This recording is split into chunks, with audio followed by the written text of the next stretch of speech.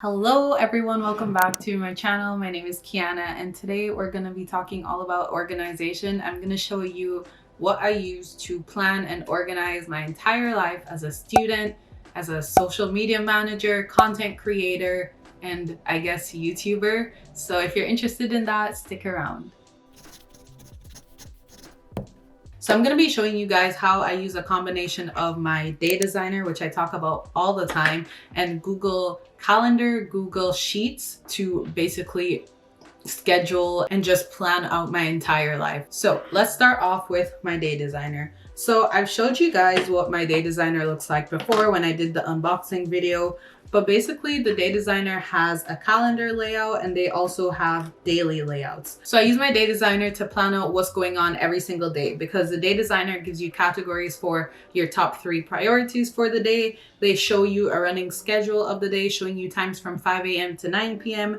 They show you your to-do list, and then they have other little features that are, I guess, good to have overall. So a daily gratitude section, a section to write quick notes, jottings, a section to remind you what you have due that day, track your finances, what you're gonna eat, and just a general reminder tool overall. And so yeah, along with the daily portion of the planner, they have monthly overviews. On my monthly calendars, I usually just fill out important homework dates, assignment dates, test dates. When I have things for clients due, I don't really fill my overview with too much stuff just because I don't like to be attacked with so much information. But there are people use their planners in different ways. I know people that fill their monthly overview section with just small tasks for the day as well. So yeah, I try to save mine for important things like birthdays and deadlines, but you guys can use it however you want. And they also have a section that you can write notes. I usually just jot some of my goals for the month on that side, just so that every time I look at my overview, I'm reminded what I'm working towards. And yeah, so I talk about the day designer all the time, so I won't kill you guys so much, but the day designer, honestly,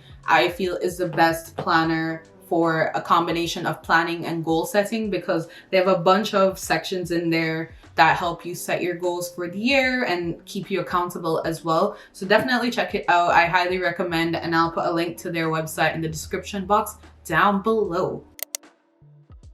Okay, so let's move on to my Google Calendar. I'm pulling up my Google Calendar right here. So I use my Google Calendars kind of similarly to how I use the monthly section of my day designer. But the important part of putting it on a digital platform for me is that it syncs to my phone and it gives me a reminder however long you want. I usually set mine for 30 minutes, but this has really helped me with meetings because I sometimes, when things get crazy, when things get busy, I forget when I have meetings. I'll be chilling in my bed and completely forget that I have meetings. And I struggled a lot with that in the summer. So I schedule all my classes in my Google Calendar. And the good thing about it is that when you have a class, you can set recurring events at certain times. It's not an overly tedious task to just throw your classes in there. You can actually, I know my school allows me to just sync my schedule straight into my Google Calendar, so you could do that as well. I'm sure most schools have that feature on their student center. I also throw any meetings I have on my Google Calendar. I don't often throw client deadlines in here a lot just because I find that doing that in the day designer helps for me. But anything that I know has a certain time, like a meeting or a class or a test, I put it in my Google Calendar so that I don't miss it. So I found the Google Calendar really helpful in that way. And similarly, I just don't like when it's overly cluttered because I had my calendar overly cluttered last semester and it was a pain. I never looked at it because it was just so annoying to look at it. So I honestly recommend just keep your calendars as neat and organized as you can so you don't feel overwhelmed and stressed. So the last thing I'll show you guys that's school related is my due date tracker. So this is something that I recently created in, I think, January, and it's sad that I didn't do something like this before. Now, let me tell you why this is really important for me as a student. And if you're not a student, I mean, if you do client work, maybe it'll be helpful. If not, you can just jump to the next portion. But I track every single assignment in this spreadsheet. So I put the class, what piece of work is due, the due date, and if I've completed it or not. I could have made this more user-friendly and I guess functional. I could have made it more functional, I guess. I don't even think that's the word I'm trying to find, but basically I did this as a very manual process and I could have made it way simpler. I could have used formulas, all that kind of stuff, and I did it really manually.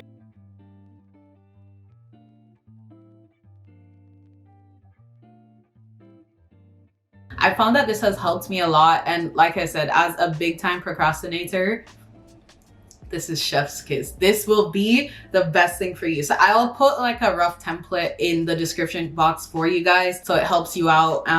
But yeah. All right, so let's talk about my YouTube content calendar. So this is also done in Google Sheets, and I've given it to my friend and she loves it as well. I will put another template in the description box if anyone wants. But basically, I try to make my content calendar a very functional workspace. So on the very left side, you'll see the number, like what number video I'm creating. So let's say, for example, this video that I'm filming right now is number 64. So I have number 64 in the very left corner just so I can keep track of the numbers of the videos. I have a column to mark off if it's filmed yet, if it's posted yet. I'm not gonna lie, I don't really use that column that often. I could take it out.